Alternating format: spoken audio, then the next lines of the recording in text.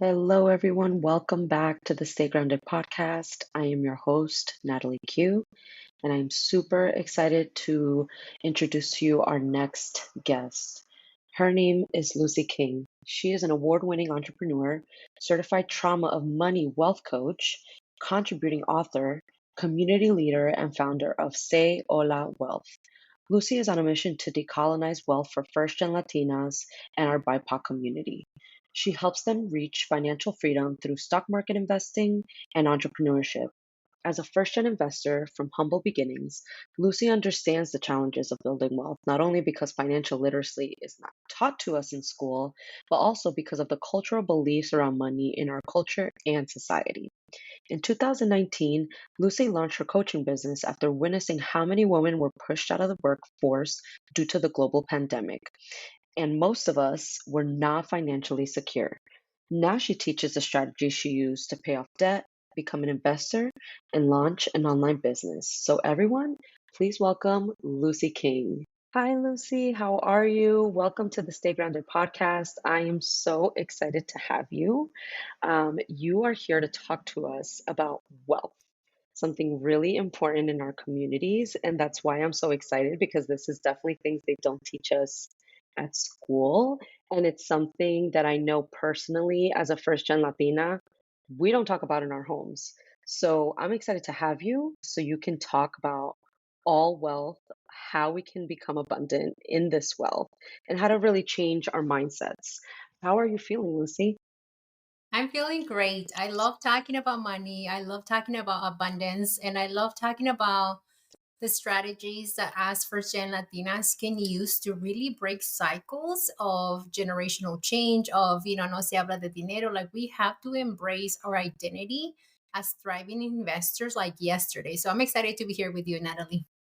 I'm so excited. Yeah. And before we get started, I really want you to tell all of us, who is Lucy King? Tell us a little bit about you, about your journey. How did you get started in this incredible career? Because I love when I started watching you. I honestly, I love all your content and everything you have to say.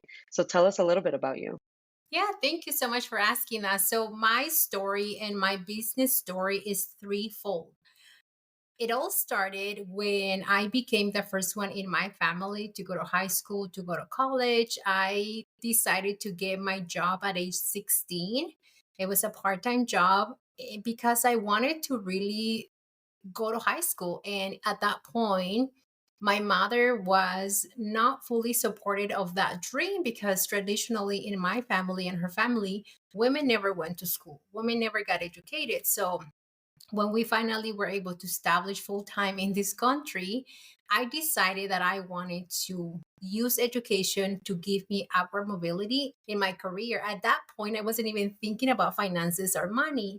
And so I decided to start working in the hospitality industry. So I'm a former housekeeper who used to clean 25 rooms a day. And through that process of working hard labor, I realized that it was fun, but also that it wasn't something that I wanted to continue to repeat, right? Like I saw my grandma working hard, I saw my mom working hard. And so I was able to finish my high school and my associates, my BA program while I was still working a full-time job, while I was climbing the corporate ladder. And so there was a point in my career where I decided that one day I will go from being the housekeeper to becoming the general manager of this multi-level property, which was super fun and fascinating. And I learned so much about, the different positions, the different jobs. I was always very hungry for knowledge, and I'm still am.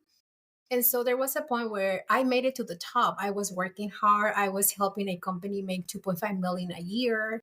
I was managing Wow. team. Like I was very audacious in my eagerness to make money for somebody else.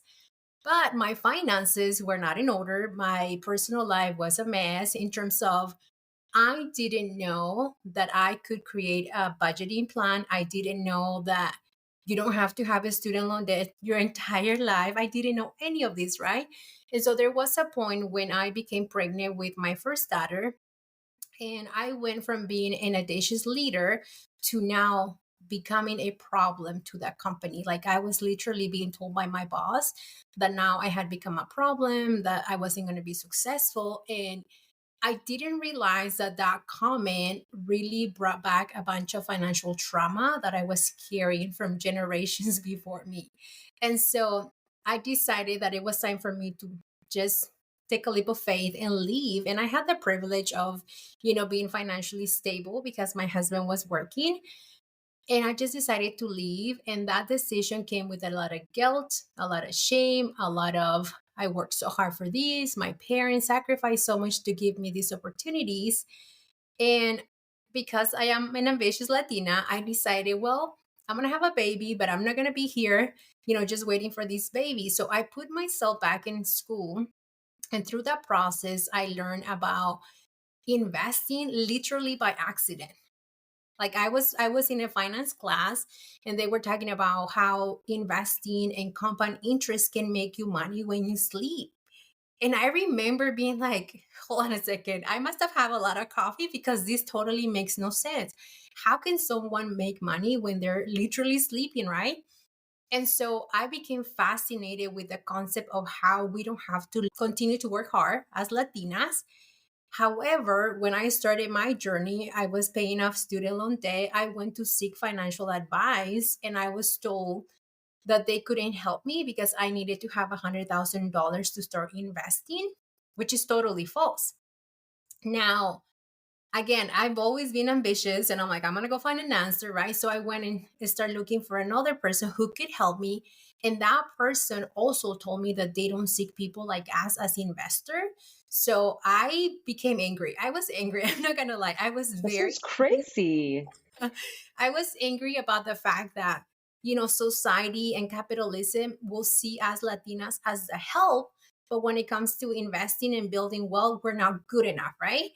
And so I decided to start hosting financial literacy circles in my community just so I could teach other mujeres and other, Latinos in general, how just caring for your money can help you overcome financial anxiety, how managing your finances can give you really the time to focus on your purpose, your God given talents, right? And I decided, okay, I'm gonna have my baby, I'm gonna launch my business. But my whole idea, honestly, Natalie, was to do these baby steps, right? Like I'm gonna make it happen. Right. But then that pandemic hit. And I remember Oh being no. in my living room and I don't watch TV. Like I don't watch the news, I don't watch any of that. But this day I had this urge of I have to turn the TV on. And so I did. And when I turned the TV on, all I saw was how many Latinas and women of color were losing their jobs because of a global Yeah. pandemic. And no one was teaching them how to create financial safety. A lot of them didn't have $500 emergency fund. And I Yeah. was crying. I'm still emotional about it. I was crying about I it know. because it was like, we worked so hard. We Yeah. worked so hard. We're smart. We're talented. But yet, no one is teaching us how to manage our finances. And so, Yeah. literally, in that moment, I decided, you know what?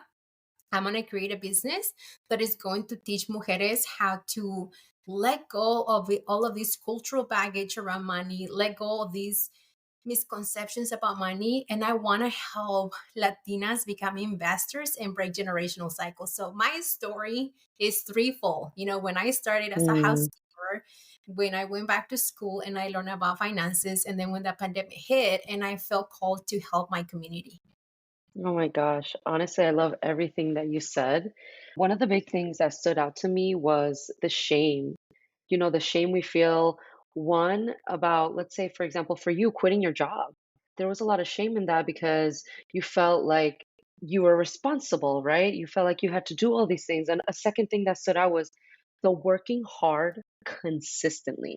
For a very long time, I thought that if I did not work hard, I was not going to make money.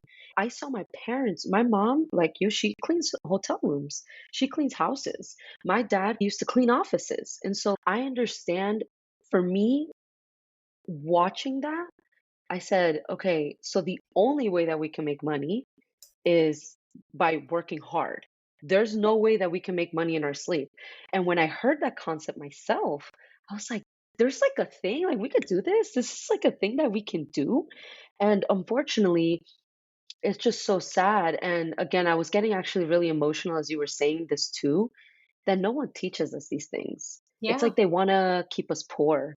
It's like they want us to not have the literacy so we can move forward and be able to pay our student loans and not have to live with those student loans for the rest of our lives, knowing what investment in. And I'm sure, of course, we're going to dive deeper into all these things, but I just wanted to tell you how much I've resonated with that. And like, I feel it in my heart because I'm a first gen Latina, and I'm still struggling with some of these things, which is why I reached out. It's like, I need a leader. Like, I need someone that helps me lead by example because I know that I can do it. But because, again, we have all these prior things that we haven't unlearned, that we are trying to unlearn from our generations, you need the help, and it's okay to need the help. I always Yep. tell people that being vulnerable, it's one of the most beautiful things, and asking for help is actually one of the most beautiful things. Again, we were raised to not really, as women, we have to have it all together and be the mom and wear all the hats and not really ask for help. But I think asking for help is actually is strong. It makes us stronger as a community. And so I appreciate you bringing up the shame, you bringing up the working hard. Do we have to work hard? And all this financial anxiety, because I'm still navigating through that. And I'm sure a lot of our community still navigates through that. So I appreciate you bringing that up. And I want you to start off with, what was your personal relationship with money? Like, how did that look like? What did that even feel like? Because I know that with money, there's just this feeling that comes along with it. Sometimes people wake up anxious every single day about money. So I would love for you to tell our audience, what was your relationship like with money when you first started this whole journey, which is incredible, by the way. I love that you did so much and decided to break so many barriers. Just so inspiring. Thank you. So, anytime I talk about my personal money story, I always say that there is a before and after. There's a before when I thought the financial anxiety was normal. There was a lot of money avoidance. Yep. Like I was a busy professional. I always like to say that I was, kicking ass, but when it came to my personal finances, I was avoiding them. Yeah. And there's also the side where I 100% believe that my purpose in life was to always be the help. I never saw myself Wow. as anything other than that, right? Like Mhm. financial anxiety is normal, money avoidance, 100%. I was also an overspender, and my belief was that I was only the help. Now, I've been spending 5 years now really learning about my money story, learning about my money mindset, learning about my own financial trauma, right? Like rather than going outside to buy another book, rather than going to search for another podcast, I started diving into what is going on with me internally. And so the after is now I believe in abundance 100%. I don't see money as something that is just transactional. Even when I go to a restaurant and I pay for a meal, I don't believe that that is just a transaction. That is me creating jobs for somebody else. I also believe that I am the source of my own money. I no Beautiful. longer need anybody to validate my worth. I create money and my ideas can create money. And there's also the identity that I have embraced now after working on my money trauma. And that identity is that I am $1 million mind. And it sounds super fast and like fast and simple, right? But there has been times when I felt shame, when I normalize and internalize a lot of those money feelings because that's all I Yeah. knew. I grew up Yeah. very poor. By the time I was 18, I have moved 28 times. So living Wow. in uncertainty financially, I thought that was normal, right? I thought that Mhm. everybody else was living the same way. So if someone is thinking about shifting their relationship with money and really embodying their identity as a thriving investor, they have to start questioning the way they do things right now. Like if you're a mujer that is thinking, oh my God, my debt is so big, like find the data that proves that it's actually not true. I have been coaching mujeres since 2019, and someone can have $30,000 in debt, and someone can have $500,000 in debt, and they Yeah. both believe that it's this huge thing that they're never going to be, right? Mm. And so there's always, again, the before and after, but my personal relationship with money doesn't have an end, right? Because the more I Yeah. earn, the easier it comes for me also to earn money. Now I have to continue to grow the capacity to receive, to create, to give, and as you were saying, to also ask for help, because I'm not Yeah. running a business as a hobby. Like, this is my career, right? And one of the things that I've learned is that if I want to keep creating wealth and if I want to keep serving more mujeres, I have to have my board of directors, which include having someone to clean my house, someone to do my books, working with a coach, having a bookkeeper, right? And all of these people that I'm mentioning, they're all Latinas. Like, I've been able to I create jobs love that. for the I mujeres. love that. This is beautiful. I love that you are creating jobs. This, I remember the first time we spoke and you said this to me, I was like, yes, to you creating jobs for our culture because people don't think about that. And like you were saying, this isn't just your hobby, this is your career, right? Yes. And this is you have this like never-ending journey with money. And it's the truth because some people are like, well, how do you feel about money today? Well, of course, it's going to be so different from 5 years ago when you first started. I commend you for always wanting to look for data, but not only looking for data, actioning that data, because that's where a lot of people fall short. I've noticed that people collect data, they go to workshops, they go to events, they do all the things, but when it comes to action, only a percentage of us do it, which is it's kind of scary, right? Because if you're going to invest all this money, just knowing that you have to action it, it's a part of the process. People think, oh, well, I'm going to be, if I say I want $1 million, it's just going to show up, which is a beautiful thought. It's going to show up, but it's going to show up when you action it, when you show up for it, when you believe in it, and the way you speak to it. I've caught myself just being horrible. Like, oh, it's never around. Like, I'm always struggling. And then when I started to kind of change that dynamic and how, because I'm a big believer that words are vibrations. And so if I'm talking to the universe or to God and I'm just like always in debt and like just that, I kept getting it. I realized I kept getting more of it. Mhm. And then when I stopped, and don't get me wrong, I'm not perfect. I still struggle with that a lot, but I realized that once I started to really speak about it in a different way, it started to show up for me in a different way. And I didn't know how it was supposed to show up, but it did. And so it kind of goes into the next question of how, and I think you were kind of going into that, and how we can begin to heal our relationship with money. How can we begin to really believe that we can have it, especially in our cultures? Yeah. One of the things that I recommend is, making the time to create the life that you want, because there's so much emphasis on, but I'm here, but I have this debt, but I have this shame, but my partner doesn't understand, but I'm a mom, but I'm too busy, right? Like, if you keep thinking of where you are today, you will continue to be there next year and the year after and after that, right? So healing your relationship with money really involves you just making that time, and it doesn't have to be an hour, it can be 20 minutes, where you sit down and you say, you know what, I want to become debt free. You know what, I want to have $1 million invested. You know what, I do want to have the idea and the belief that making work optional is for me. Once you make that time to create that life that you want, the next step is working on your identity. Like, who do you need to become to create those three goals that you just had, right?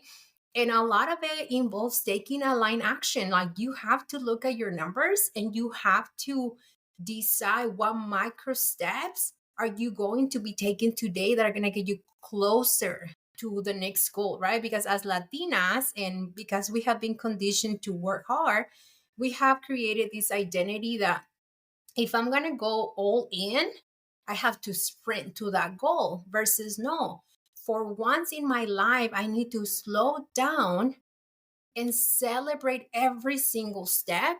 And that's what I recommend. Like, get clear on the life that you want, look at your numbers, and take micro steps and be consistent, right? There are days when your energy is going to be the $1 million identity, and there's going to be days when you feel like shit, and you're going to feel like a failure, and you're going to want to give up, and you're going to say, this shit is hard. Like, I don't want this anymore, right? But that's okay. I want you to know that you can create money and become financially free while you're feeling what I call your money making emotions, which include being happy, being sad, being angry, Wow. feel confident, feel the lack of confidence, right? Yeah. All of these things will help you, but you just have to decide that you want to embark on this journey, because that's what it is. It is a journey. There's not a Yeah. finish line. And once you do that, you're going to start seeing the results. And you said it well, Natalie, too. Like, the way you speak to yourself about your finances becomes your reality. If you keep blaming yourself and you're like, man, I'm never going to do it, or I'm not good with money, that becomes your reality versus you saying, I am trying my best to get to saving 1,000. I am trying my best to get to investing 1,000. I am trying my best to block that time and really sit down and understand my relationship with money. That will take you so far, so far. Yeah, I agree. And what you are saying was my story last year. It's crazy because I always thought I can't invest. I don't even know where to begin. I don't know what to do with my money when I have it. Like, I even just a year and a half ago didn't even have and I'm getting really real here because I think honesty is key. I didn't even have an emergency fund. I didn't even know what that looked like. And so the small steps, guys, it's one of the realest things that I've ever heard, because not only for your financial abundance, but in all areas of your life, right? I thought that I had to have $1,000 to start my emergency fund. And then I was like, okay, but I don't have $1,000 right now. That's the actual problem. So I started small. I started actually just putting $100 a week. I was like, let me just put $100 a week. Then I started realizing, okay, well, now I have 400 that I didn't even have last month. Yeah. God forbid that I have like a little emergency, I have $400, right?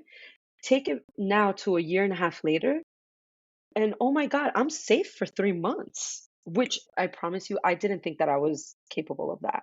I was like, there's just no way. Again, because it came from that broke mentality, and also a lot of the financial talks that happened in my household. Because at the time I was still living at home.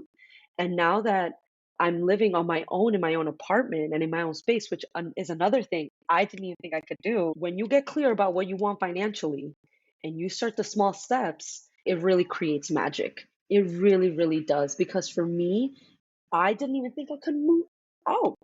And now I'm paying my own rent. I didn't need a roommate. I have an emergency fund for 3 months in case, God forbid, something happens. I was able to get my own furniture. Everything that I filled in this apartment has come from me, and it has come from really understanding where my numbers are. And again, not perfect. I still have a lot to work on. But you saying you need to start small. I promise you guys, this is what you need to do. I started investing with $50. I didn't have to invest, and I didn't even know where to invest. And so I started asking people that kind of knew, and they're like, listen, if you're new to this, and this is just me and what I was recommended. I'm sure maybe you have something else, but I was recommended to start with the S&P 500 because it is one of the easier ones when you don't understand how to invest. And that was my experience. I'm not saying that's everybody else's, but now that investment account is looking really nice. I mean, it's It's not great, but it's better than it was when I great. You started always it. Yeah. Yeah, it's growing. And Yeah. the other thing that I learned with investing, because this is something that I teach and that I coach my clients on, like, I actually teach them to open their own investment accounts and to manage their own finances.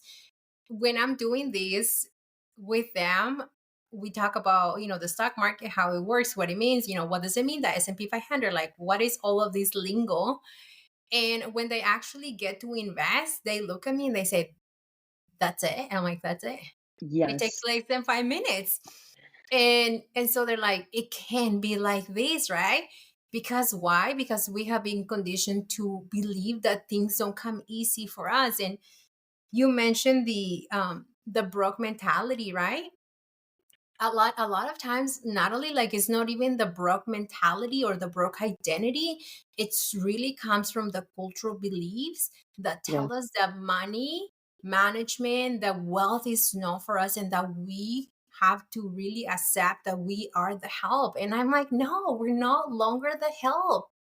We are breaking generational cycles now. Is it going to be easier? No, it's going to feel uncomfortable. But when you are with the right mindset, with the right community, things become so easy for you. And all of a sudden, you are a Natalie or a Lucy, right? When you're like, I move out, I have my own apartment, I have multiple investment accounts. Like, I yeah, have a housekeeper, I have two, right? But you have to embrace that a lot of the things, or a lot of the reason why things are not happening for you, it's because you have accepted the cultural baggage as something that is true, and you have to divorce that. Like, you have to let go. right. I love the divorce part because I'm still navigating through that, and I've talked to a lot of friends that still navigate through that. That being the help and quote unquote and not having financial freedom is like that's us. Like that's where we lie, that's where our lives are supposed to go. And really, at some point I am always say this in so many areas. It's not our fault in the way that things unfolded for us, but it is our responsibility to change it. And Ab- so if you want to take responsibility, it's uncomfortable. It's weird. When you start seeing money, you're going to be like, what do I do with it? I have too much. And that's also something that I've been navigating through. Like, okay, I have a little bit of money now. Oh my God, what do I do with it? Do I sit with it? Just not knowing what to do with it is also a part of the problem, right? yeah. Because like when you have it, you're like, okay, great, I have it. So then because I'm not financially savvy, quote unquote, and I didn't learn about these finances as a child, that's another fear of mine. Not knowing what to do when all of it comes. What am I going to do? Like, should I hire someone? Just not knowing is also a fear. And it's why a lot of people stay in that mentality because it's safe, because there's this safety and just, well, this is what we're supposed to do. We're supposed to stay broke. So, you know what? I'm just not going to take responsibility. It's like they clean their hands out of the responsibility. And then that anxiety stays, that dream life never happens. And then you get to this old age and you've done nothing. You've done nothing. I dream of going on vacations, going to art galleries, doing all these fun things, and really not having to worry about money. Did I ever see that in my life? No, I've never seen that. I'm the first person actually doing a lot of those things, and it's weird. And it also, and I don't know if this is a thing with people, but it also makes me feel guilty, if that makes sense. There's this sense of guilt for wanting more and doing more. And I fight with it all the time. I'm like, oh my Yeah. God, does that mean that I'm losing my culture? That almost, it's Oh my crazy. It almost God. feels like That is that. such a that is such a thought that we have to decolonize, right? Like, Yeah. wanting more money or wanting to be money hungry, because I use the term with my clients, does not make you a bad person, right? Like, wanting to become the next millionaire doesn't mean that you have to let go of your identity as a first gen Latina. That actually means that you are ready to create more things that your ancestors never dream of, right? Like, I never dream of having multiple investment accounts. I never dream of having a beautiful home. I never dream of having money conversations with my partner without arguing. Why? Because all I knew was the opposite. Yeah. I knew that earning money had to be mentally and physically hard. I knew and I saw growing up how money conversations led to mental and physical abuse. And so I was ready for these. I was ready for those conversations when I remember the first time when I was having a money conversation with my partner. I remember even grabbing like the end of the island in the kitchen, because I honestly thought that, my God, he's gonna be mad. What is he gonna do, right? But that wasn't me that was my inner child that was like ready to have the conversation. And she's like, oh, I remember these conversations, Lucy, and they did not end up well for your mom, right? So I was literally in this, 30 plus year old mujer. I was acting as if I was a 7-year old. And what a lot of people don't realize is that our money mindset is developed by age 7. So even if you have an MBA, a PhD, your money mindset is still is of that child. And so you have to take care of her. You have to listen to how she feels. You have to take care of what she wants. And really just decide that it's okay for you to want more money. Because when you have more money, guess what happens?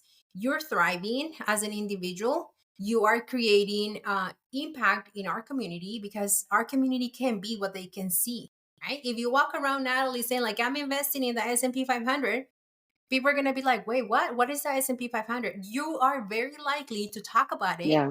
You're not going to say, oh, no, no, no, it's not for you, right? You're going to talk about it. When we invest, we have economic impact. Why? Because we are very likely to spend even more money when we're investing.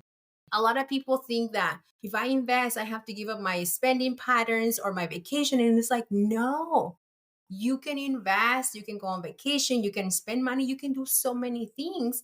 But what we have to really embody that identity that wealth building is for us. It really is. Thank you for saying that. I know that there's a lot of people that I've talked to that struggle with that identity of having money and knowing what to do with it when it comes. And the one thing that impacted me that you said is just to kind of nurture our inner child.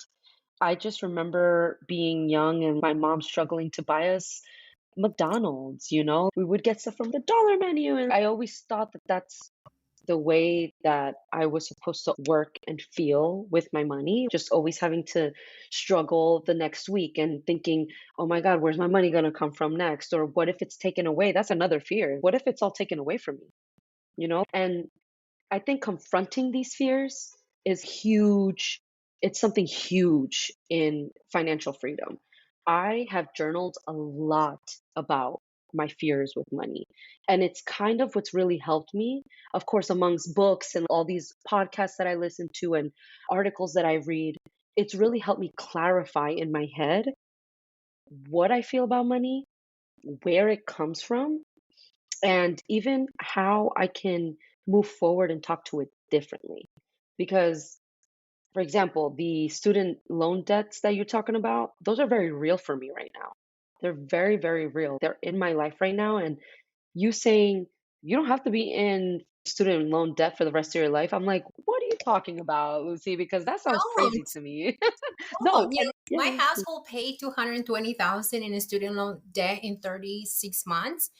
And Wow. when we started that journey, everyone had an opinion about how we should pay it off. Everyone had an opinion about why we shouldn't pay it off, right?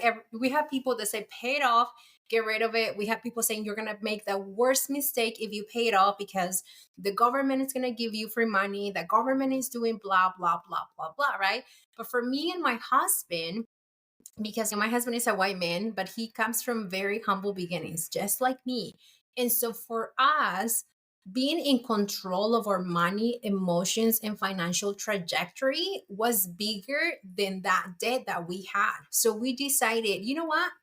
Even if we make quote unquote the worst mistake by paying them Yeah. off, we're gonna have financial peace.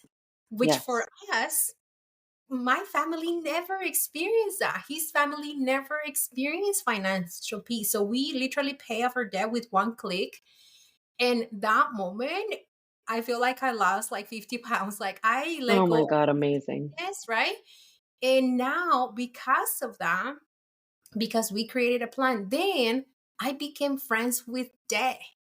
Like I Yeah. became friends with debt when I said, okay, if money is a tool, what happens if debt is also a tool? What happens if Wow. on my journey to $1 million, I have to be comfortable leveraging debt? And I start even Wow. asking myself deeper questions like, society has created this narrative around debt that is good or bad. And the reality is that debt does not have moral value. Capitalism sends us this message. When our white counterparts are leveraging or are using debt, they don't call it debt, they call it leverage, right? So we have to Wow. master the identity that money is abundant and it flows, and also the debt doesn't have moral value. Wow. That everything you just said right now is crazy because there is this insane view on the word debt in our society. Like, debt is horrible. And I've heard through a couple of podcasts where they say the word leveraging. And so, can you expand a little bit on that? And we should be changing the way we talk about debt, right? Like, we Yeah. should be changing how we feel about debt because I have heard this multiple times, but how can you really begin to leverage with debt? Like, how do you even begin to do that? Because for our cultures, that's scary. We try to avoid debt at all costs. Like, with cars, with anything, with homes, with anything that we have, we try to avoid debt. And I kind of feel like when we try to avoid it, it feels like more comes. For some Uh, reason, some more of it shows up. But can you explain how can we leverage our money or leverage debt rather than being scared of it, really? yeah. So when it comes to leveraging debt, again, one of the things that you have to understand is that there's no moral value, right? Now, I don't want you to think that, oh my God, I'm going to go and apply for all of these credit cards and I'm just going to start using them and start creating more debt, right? Because it doesn't work that way. In my personal story, once we pay off debt, we bought a house, right? We bought our first house, which is where I'm at. And we had the choice of saying, okay, we are debt free, but we were not financially free. And I think that's another thing that our community misunderstand. There is debt free and there is financial freedom, right? And so for us, once we start, we're my husband and I both are educated, we have careers. We decided, okay, do we want to stay here on this journey of debt freedom, or do we have bigger goals? And for us, yes, our goals include having time freedom, which includes becoming financially free. My goal is to have $1.5 million dollars by the time I'm 45 years old. And so we decided, okay, how we need to get to that financial freedom, we have to create multiple income streams. And through the process, we say, okay, how can we create all this money flow? And we decided, okay, maybe we want to become commercial real estate investors. And for that, we have to get back into debt so we can buy the building that we want, right? Yeah. We had a plan. We knew exactly how the building was going to cost. We knew exactly what we were going to do with the cash flow that was coming from that income stream. It wasn't like, oh my God, I'm going to keep saving, right? Because we learned that saving, Hmm. it's safe for your emergency fund, but that's it, right? Yeah. And so through that process, then I started to think, man, like I can launch my business from home. I can do all of these things, right? And guess what we're doing right now? We have Yeah. legally hired our nenas, which they're getting paid through our business, so we can start their investment accounts, so they can start their Wow. 529 college savings. So this is what I mean by leveraging debt. You have to create a plan that totally scares the shit out of you. That you're like, Yeah. oh my Yeah. God, That's yeah. Yeah. like I'm never gonna get there, right? 5 years ago, I never knew I was gonna be sitting on a half a million. I didn't Yeah. know that. Why? Because my relationship with money was not where it is today. And so Yeah. if you want to leverage debt, you have to get clear on what is your current financial situation, what is your current relationship with debt, and also, like, you can leverage that to grow an online business that can help you create multiple income streams. But you This have is to be beautiful. comfortable with being uncomfortable, if that makes sense. Yeah. No, it absolutely makes sense. I am a preacher of that, actually. You can't grow without getting uncomfortable. And that's a lot of what people miss because they think that it's just going to come to them. They think, again, the action part, right? The action part is what really terrifies people. This is what makes people afraid to make that next step of leveraging their debt. That scares me. I'm like, oh my God, leveraging my debt. What does that mean? How can I even begin to do that when I'm just navigating still through this first piece of debt? And so that kind of goes into my question for you. What can we do if somebody's in debt? What steps can we take to get out of that debt? Whether that's a house, whether that's student loans, whether that's credit cards, what can we begin to do today, right now, as we're speaking, so that we can kind of get out of that financial debt and that, I guess, that weight that we feel with money? I will say, the first step is getting clear on the type of debts that you have. If you have consumer debt, which is credit card debt, you are making somebody else rich. You're paying the credit card companies for money, they are making the money. You want to become the person who makes the money, right? So if you have credit card debt, just getting clear on what is your balance, what is APR that you're paying, and then focus on paying one credit card at a time, right? Sometimes we think of, I have this 70,000 K in credit card debt and I have to have 70,000 to pay them off. When in reality, it's like, no, take a look at what you have, which one has the highest interest or the lowest balance, right? And you have to decide what you want to pay off first. But here's the caveat: if you don't have a fully funded peace of mind, which is your emergency fund, if you don't have 3 months worth of living expenses, your goal is actually not to pay off those credit cards first. Your goal is to have your peace of mind first Wow. while you continue to pay the minimum on those credit cards, so you can avoid the debt trap, right? It's like a cycle that just, you're like, I'm never going to get out, I'm never going to Mm-hmm. get out. And that is because you don't have your main foundation, which is your peace of mind or emergency fund. Yeah. And then once you have that, our brain has been wired to make things complicated and to sacrifice, right? So create the money systems that will help you just automate your repayments, right, on these credit cards.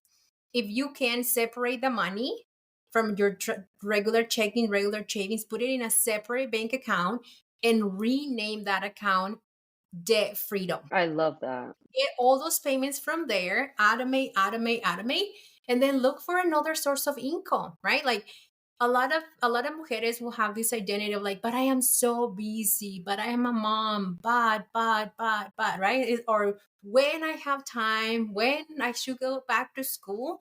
And that is not the identity that you want to create, because if you want out, if you truly want out of debt, you will always find a way.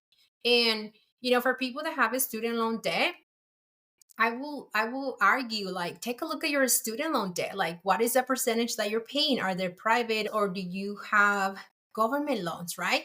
And if Mm-hmm. you have government loans, it's very likely that the interest rate is like 4% or less, while the S&P 500 is giving you on average at least 8%. So what if you have to build wealth while you sit with that student loan debt?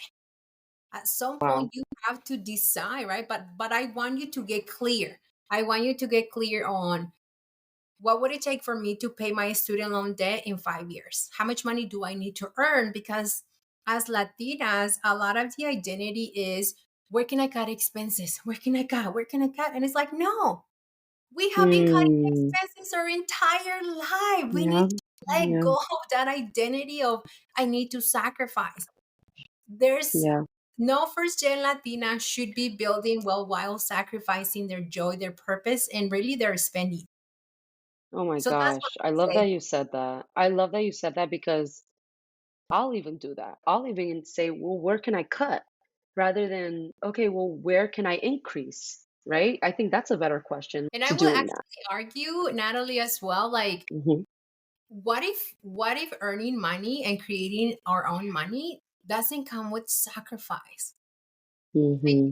I always Yeah. tell people when they're like, Lucy, I don't know how to fund my emergency fund. Like, I just don't see where I can find the money. I said, Anytime you use the word sacrifice, pay yourself $10 and you will quickly Ah, come up with the wow. money, right? So The identity that I want, your listeners to adopt is that money can come with ease with your God-given talents, right? You can Yeah. monetize your voice, you can monetize your art, you can monetize journaling, you can monetize social Mm, media, you can monetize your organizational skills, and you can monetize the fact that you know how to use Riverside.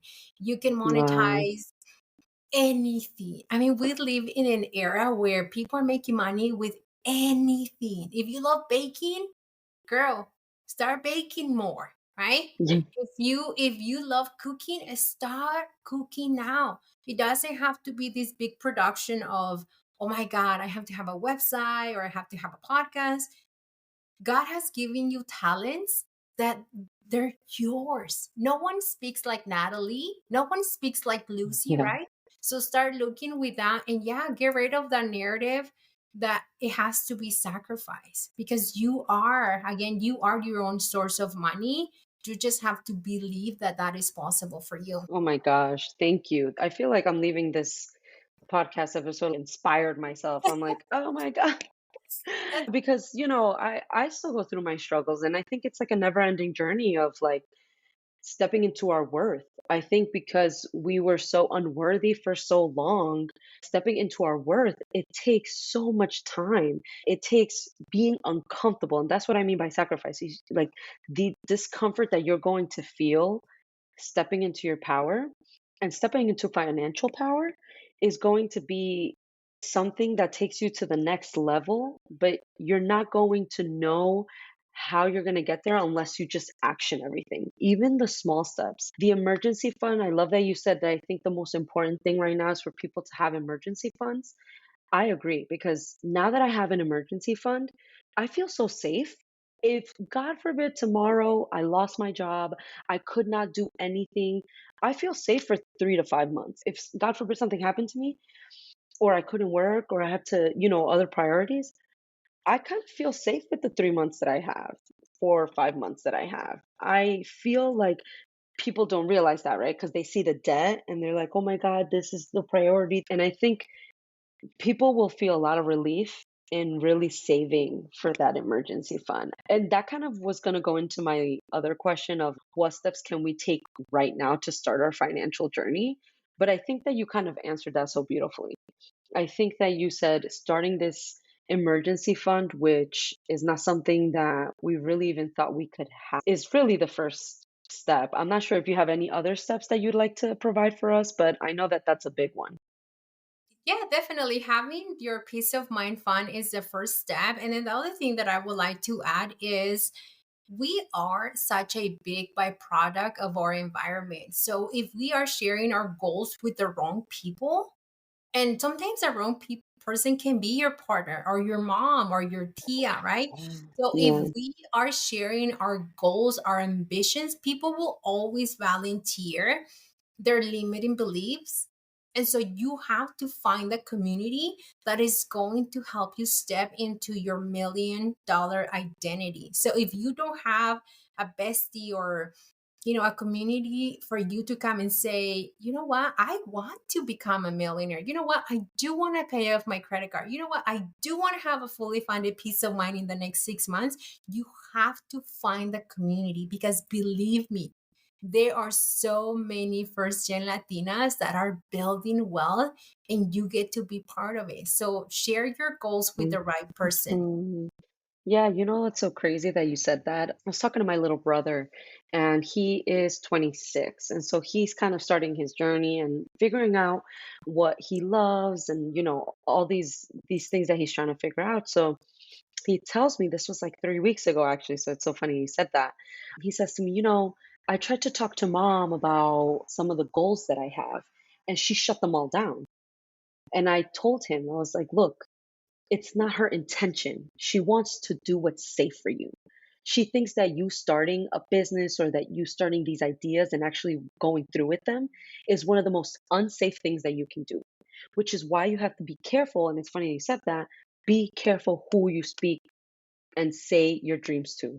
That is so huge for me. And he was like, well, I never thought about that because I just thought, well, it's mom, she should be happy for me.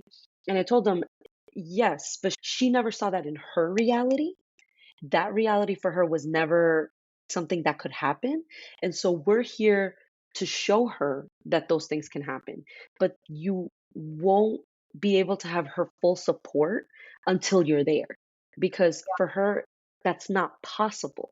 In her reality, that does not happen.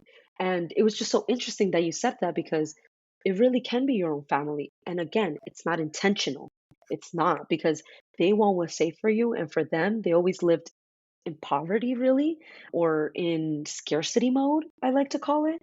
That how can they give you positive feedback and say, yeah, go, do the business and make millions of dollars when they didn't even see them? Like you don't see. know. So if Right. your mom never invested, and if your mom never, launched an online business, like how can they give you feedback? And especially with their parents, immigrant parents, they work so hard to come to this country, and they build this dome for us, right? So anytime you want to leave that dome, they're like, it's unsafe out there, right? So they will volunteer their opinion anytime they can. And you have to give them some grace. Like you're saying, Natalie, it's not that they don't love you or that they don't agree with you. It's just they don't know. They don't know. So how can they support a dream that was never painted for them or their parents? So I love that you had the Absolutely. conversation with your brother. I think that's pretty Yeah, him and I are getting a lot closer. And, a lot of the stuff that I'm doing now in the wellness space and even with this podcast, unfortunately, I realized very early on that these were things that I could not share with everyone in my family or, with certain people because it wasn't possible for them. And so I then started seeking again, like you said, community. Because when I started seeking community and even just starting my own business, I started to feel encouraged. Encouragement that I wasn't getting back home. Again, not their fault. They didn't see all of that. But this is a community of first gen Latinas, of BIPOC folks that want to do it, that want to absolutely. change how the generations to come feel about money and look at success. So it took me many years. And I started doing a lot of my wellness things back in 2017, but and this is crazy to me saying it now, but it took a lot of unlearning for me to get to the point where I'm finally starting to kind of sit in my power. And it's just now. I started in 2017 and we're in 2023. I'm not saying that, everybody's journey is different. Mine just took a lot longer because I felt like I was feeding for a long time into the negativity of who do you think you are to believe that you can start a business or believe that you can make all this money? Because I would believe it and then I would be shut down.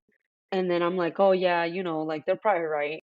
And then it just took me this year, these last, yeah, maybe like 10, 11 months, where now I'm not playing games with myself. I'm not playing games about my ancestors and them choosing me to be the one that changes things.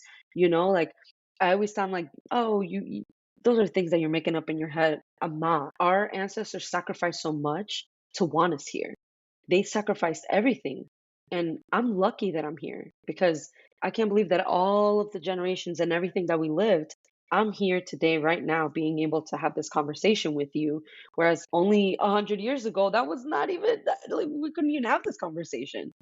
So I'm very much a believer of the community part that you were talking about, and just seeking the right people to keep you motivated, right? Keep you in the you can do it, like because not every day, like you said, is going to be incredible. You're not gonna feel like make a Yeah. million dollars every day because there are days where I wake up and I'm like, yeah, I'm motivated.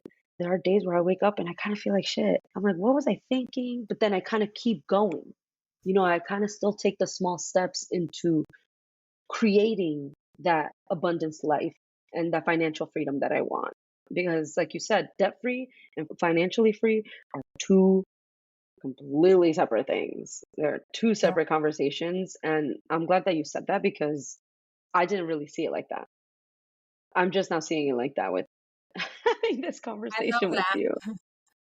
that. Like just knowing that one, the difference, and two, that it's possible. right? And I want to ask this, and it has to do with investing because that's a conversation that we don't talk about, and I feel like it's really important that we touch up on. Is where can people start investing? How? How much do you need even? Because people always, I thought that you need so much money to invest, and then I realized I didn't need that much money. But I'll let you take the reign because I know you are the expert on this. So, if someone is thinking about investing, the best way to get started is actually assessing where are you right now. If you have a 9 to 5, that will be the easiest way for someone to invest. Like if you have access to a 401k, 403b, 457, that is the easiest way to invest because guess what? Those retirement accounts are actually investment accounts, and you have to take advantage of the automation and you have to take advantage of the employer match if your employer offers that. So start there, like assess, do I have a 9 to 5? Yes. And if the answer is yes, am I contributing to those employer sponsor programs? And if the answer is no, you need to get on that like right now. And for those of you that are listening that are entrepreneurs, one of the biggest misconceptions that comes with entrepreneurship is that you have to wait until you have the status of 50K, 60K, 200K, multiple six figures owner, right? So start setting up your own retirement accounts through your business, which is actually a business expense.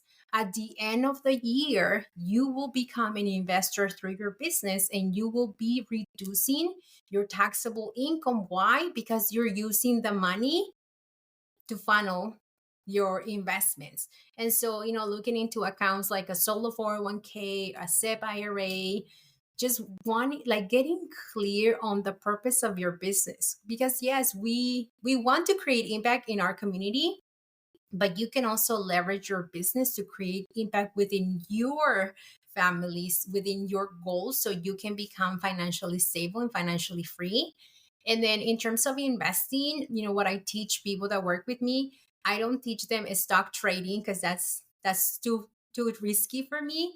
But I would recommend that they get started in a low cost index fund, which is a basket of stocks that follows the largest 500 companies in the US. And you actually don't just buy 500, you buy over 2,000. And you can start investing with little as $5. I always recommend 50 or Wow. 100 because then you can see the gains faster. But also, get clear on what is the investment that you need the most, because for some people it's actually not the S&P 500, is actually investing in themselves because they have so much unlearning to do. And anytime you make an investment in yourself, that's always going to be the best return that you're going to get because you're going to be unlearning so much to get to the next level. Yeah, that's so interesting that you said that. I'm not sure if you know this author. Her name is Jen Sincero, but she talks about that. She talks about hiring someone. She was like, the best investment that I made was hiring a business coach. She's like, I didn't have much. She's like, I didn't have anything really. She's like, I was just like this broke artist that thought that being a broke artist was cool. And then I realized I don't want to be broke. I kind of want to just have money and not work this hard. She's like, I had so much debt. And I said, I'm going to max out my credit card to pay. She paid this business coach, I think it was $15,000, she said. I paid this business coach $15,000. And then I realized I was being held accountable because I never wanted to show up and be like, how embarrassing. I didn't even do the work that I was supposed to be doing. And two, an expert that can guide me and tell me, okay, this is how I do things because we don't know it all. And so, why not hire the expert that knows more than you do? And she said, it was the first year in my life, and she was in her 40s already, this woman.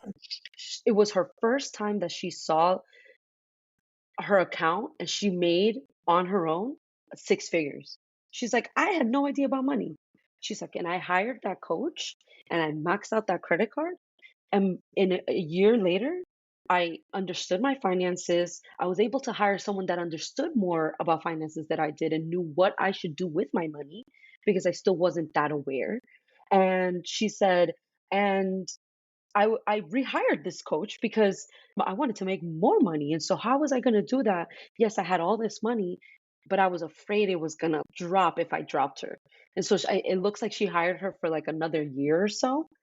And she said, I felt confident once we did this for a year and a half, or whatever it was. And she was able to move on and understand money, understand what it meant for her to make it, and understand she didn't have to stay broke, but that she had to hire someone that really understood the world. And that's to my point of hiring a coach for certain things. I remember I was going through an emotional, very crazy time in my life, and I hired a life coach, and it helped me balance a lot of emotions that I didn't even know that I had in existence. And so if you're in a financial situation and yes, maybe you don't have all the funds, sacrifice that in knowing that this expert can really help you. That money is an investment, like you were saying. You are investing in yourself. And so I think that is really, really powerful because it's something that I'm now sitting in my power in. And I plan to do, like we were discussing, for the next couple of months. I plan on investing on a business coach because it's important for me. I want to make money. I am so tired of always being afraid and nervous and having it and then not having it and not understanding it and then understanding it. How do I monetize my gifts? That's like another thing. How can I monetize these gifts that I have? Like, how can I do that? And so, hiring someone that can help you and living in that truth is really, really important. So, I just want to say that to the audience, and that making that sacrifice is not, you'd invest it in something else. That's what I always tell people. You'd go to brunches, you do all these other things. So why not invest in something that's going to really potentially help you in the long run, right? Yeah. And to my last question, because we are getting to somewhat the end of our episode, I just wanted to ask you, what last minute advice do you have for anyone trying to reach a certain financial goal or any financial abundance or getting out of debt? What is an advice that you would give them? I think going on the theme of like hiring help is so crucial, right? Especially as we start to embracing our identity as, first gen wealth builders, entrepreneurs. There are levels of abundance and there are levels of mindset work that you have to do, right? Like there's the fear of starting a business.